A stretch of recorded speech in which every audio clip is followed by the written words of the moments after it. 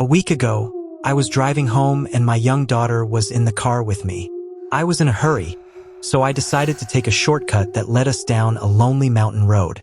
All of a sudden, in the middle of nowhere, the engine started to splutter and the car ground to a halt. When I took out my mobile phone, I realized that I had no signal. We were completely stranded, deep in the mountains. I had no idea how to fix the car and it was growing dark. There was no gas station for miles and the road was not used very often. It was clear that we would have to spend the night in the car and hope that some passing motorist would stop and give us a ride. The sun was going down and it was beginning to get very cold. An eerie silence descended over the mountain and all I could hear was the wind rustling through the trees. My daughter went to sleep in the passenger seat. I closed my eyes and was starting to drift off as well, when I heard a strange noise. Sounded like a voice. I couldn't make out what it was saying. It sounded like gibberish. Tensu Metsu, Tensu Metsu, Tensu Metsu. At first, I thought I was dreaming, but as it got closer and closer, I opened my eyes and looked around. Tensu Metsu, Tensu Metsu, Tensu Metsu. A dark figure was approaching the car. Tensu Metsu, Tensu Metsu, Tensu Metsu. I looked down at my daughter. She was still asleep. I didn't want to wake her up. All of a sudden, the noise stopped. The eerie silence returned. Then, I looked up and got the fright of my life. I had to stop myself from screaming out loud. Standing at the passenger window was the most hideous figure I have ever seen. It looked like a man, but his face was so twisted and contorted that it formed a frightening visage. He was horribly deformed. It was as if every piece of skin on his face had been peeled off and all that was left was bloody red muscle and sinew. He had no nose. He had no ears. His piercing eyes stared at me through the glass. I turned the key in the ignition again and tried to start the car, but it was no use. The engine just chugged and died. Outside the window, the hideous man took out a knife. He began chanting over and over to himself. Tensu Metsu, Tensu Metsu, Tensu Metsu. Each time he said it, he stabbed the window with the knife, hitting it harder and harder each time. I kept trying to start the car. Tears were streaming down my face. I was desperate to get out of there. Tensu Metsu, Tensu Metsu, Tensu Metsu. Suddenly, there was a loud crash and the passenger window shattered. Broken glass showered all over my daughter. I screamed hysterically. The man's arm came through the window and he brandished the knife, lashing out at me. Tensu Metsu, Tensu Metsu, Tensu Metsu. Just then, I turned the key one last time and the engine sprang to life. I floored the accelerator and the car tore out of there like a bat out of hell. I sped off down the narrow mountain road, leaving the hideous man far behind. I didn't know where we were going. I just kept driving and driving, never daring to look back.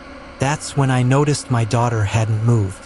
When I looked down at her, I could see she was muttering something to herself. Tensu Metsu, Tensu Metsu, Tensu Metsu. A chill ran down my spine. Her face was pale and she was trembling. I shook her, trying to wake her up, but when she opened my eyes, what I saw horrified me. Her eyes were rolled back in her head. All I could see were the whites of her eyes. Her teeth were gritted together and she was foaming at the mouth. She just kept growling over and over, Tensu Metsu, Tensu Metsu, Tensu Metsu. I kept driving and finally I saw the city lights up ahead. We came to a church and I pulled over to the side of the road. I carried her into the church and started screaming for help. An old priest appeared. He took one look at my daughter, then snatched her from my arms and laid her out on the church altar. He started reciting prayers in Latin. The priest told me my daughter was possessed by a demon. He said that if it was not done and my daughter stayed like this for 49 days, she would never recover. It has been a week now. I check on her every day. It's like she isn't even my daughter anymore. I just want my daughter back. If you ever find yourself on a lonely mountain road, whatever you do, don't stop. When Kevin arrived at the cliff, it was almost midnight. He stood there waiting for Amanda, feeling the cool night air and looking out across the bay at the peaceful scene. It was a perfect night, The moon was full, and the breaking of the waves between the rocks below was soothing. This was the third summer that his family and Amanda's family had gone on holiday together. It was the first chance he had this summer to be alone with Amanda. As he turned and walked back towards the gate, he realized that he was not alone. At first, he thought it was Amanda, but when he looked closer, he saw that it was someone else. A female figure, wearing a white shirt with red arms, was coming slowly towards him in the moonlight. Who on earth could she be, and what was she doing out here at this time? He asked himself. As the young girl walked past him, he got a closer look. She was beautiful, but her face was dirty, and her hair was matted and wet. She carried a handbag which was slung over one shoulder, and her eyes were fixed on the ground. She walked gracefully, but her face betrayed a sorrowful expression. When he reached the gate, something about the girl made him look back. She was walking towards the cliff. What could she be doing? He watched her standing there, lonely and silent, just staring out to sea. He felt there was something unusual about her, something he couldn't quite put his finger on. Perhaps it was the disheveled state of her hair. Perhaps it was the fact that her clothes seemed dirty and torn. Her face was deathly pale, but also exquisitely beautiful. Finally, it came to him. There had been blood on the front of her shirt. As he watched, the girl suddenly threw her head back, and her arms flailed wildly in the air. Then she started screaming. "Did you miss me?" said a voice. He turned around to find his girlfriend Amanda standing right behind him. "I managed to sneak out, eventually," she smiled. "What's wrong?" "I was looking at that girl." He turned back to point, but the girl was gone. "What girl?" said Amanda. "She was there at the cliff edge," he said, waving her arms about and shouting. "Didn't you hear her?" They ran to the edge of the cliff and looked over, but there was no sign of anyone on the rocks below, and the little path that led down to the shore was completely empty. When they walked down to the beach, they saw no trace of any living person. "She must have gone off in a boat," said Amanda. "No," said Kevin. "She wouldn't have had time. I was looking right at her, and then you came. When I looked back, she just wasn't there anymore." "Well, she must have gone somewhere," said Amanda. "She didn't disappear into thin air." Kevin didn't reply. "Come on, it's getting late. My parents will start to wonder where I am," said the girl. The young couple walked back up the pathway and headed towards home. Kevin was silent, still thinking about the strange sight he had witnessed on the cliff. The next day, Kevin was cycling through town when he met Amanda. They decided to go for lunch together and found a quiet little cafe. "Remember what you were telling me last night?" said Amanda. "About that girl you saw? Well, I was telling my mother about it, and she thought it was very odd." "So did I," replied Kevin. "But she told me that a young girl disappeared around here years ago," said Amanda. "It was a girl who worked for my grandmother at Ocean House. She was a maid, and she just went off, and nobody ever saw her again." Kevin was very interested in the story, and Amanda went on to recount what her mother had told her the night before.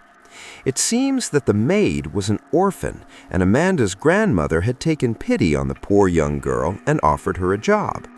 The maid's name was Barbara, and she was a very beautiful and refined young girl. Naturally, she had many admirers among the boys who lived in the area. Young as she was very flirtatious and enjoyed all the attention she got from young men. One night, she would be seen out on a date with one young man, and then a few nights later, she would be dating another. People in the area began to gossip about her and wondered if she would ever settle down with a nice young man. After a while, Barbara became engaged to a young fisherman who worked in the area. The fisherman and his older brother owned a small fishing business across the bay, and Barbara considered him quite a catch.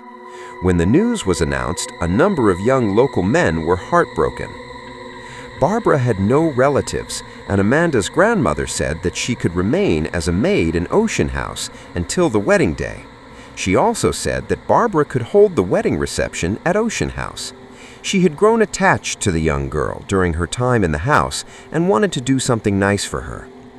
Amanda said her grandmother immediately set about making preparations for the wedding, but on the morning of the wedding day, Barbara was nowhere to be found. She went to bed the previous night as usual, but her bed had not been slept in, and her clothes were still hanging in her wardrobe. She apparently hadn't taken anything with her. Nobody had noticed anything unusual in her behavior, and even the unhappy bridegroom couldn't suggest any reason why she might have run away. The local sheriff made exhaustive inquiries and searched the area for days, but nothing was ever seen or heard of the beautiful young Barbara again. Amanda's grandmother, who had been very attached to the young girl, was devastated and believed that something horrible must have happened to her. Most of the neighbors, however, did not believe that the girl had come to an untimely end. They remembered how many boys she had flirted with and how she had reveled in the attention they paid to her. She must have fallen in love with some other young man, they decided, and then ran off with him to avoid having to explain things to Amanda's grandmother. According to local gossip, Barbara had been involved with many young men, and any one of them might have taken her fancy.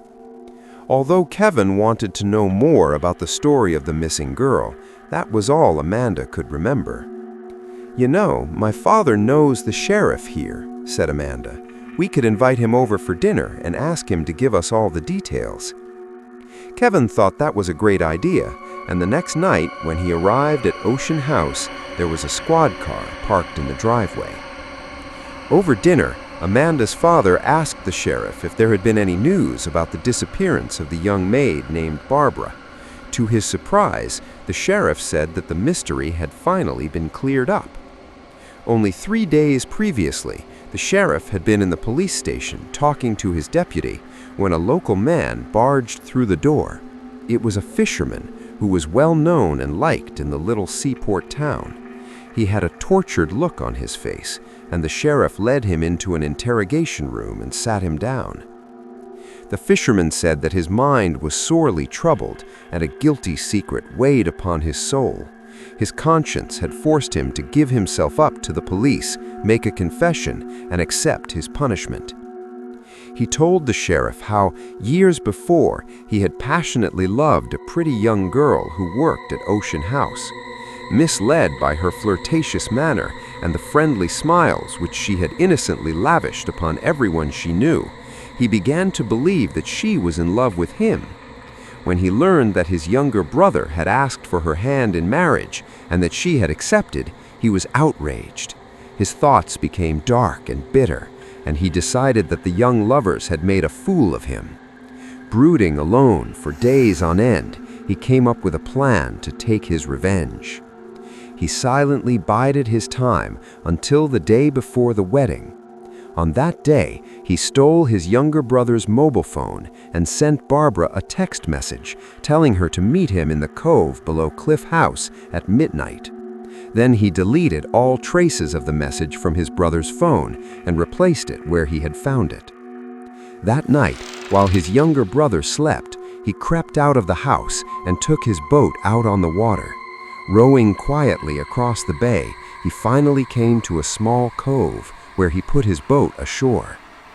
Poor Barbara was waiting at the top of the cliff and waved to him in the darkness, believing it was her true love. He trudged up the pathway that led up the cliff, and when he reached the top, Barbara was shocked and terrified to find herself confronted by the wrong brother. Seething with rage, the evil man put his hands around her throat and began choking her. The frightened girl screamed and began to struggle, but to no avail. Crazed and furious, he declared that if he could not have her as his wife, then neither could his brother. Suddenly, he seized the girl in his powerful arms and tossed her off the side of the cliff. She fell to her death on the dark rocks below. As he stood in the moonlight on the edge of the cliff, gazing at her broken body lying across the rocks, the vicious murderer's mind turned to thoughts of how to cover up his horrible deed. Without any remorse, he walked down to the beach, picked up her lifeless body, and placed it in his boat. Then he collected several heavy stones and tied them firmly around the poor girl's corpse. Finally, he rowed out to sea, over a mile or more, and there quietly dropped the dead girl overboard. As the sheriff finished his tragic tale, everyone at the table grew silent. Years had gone by since the young maid's disappearance. Eventually, the truth had come out, and they knew what had become of the bride on that fatal night. Kevin said nothing. He couldn't stop thinking about the beautiful, haunting, and inexplicable vision that had appeared to him so long ago as he and Amanda stood together on the cliff next to Ocean House.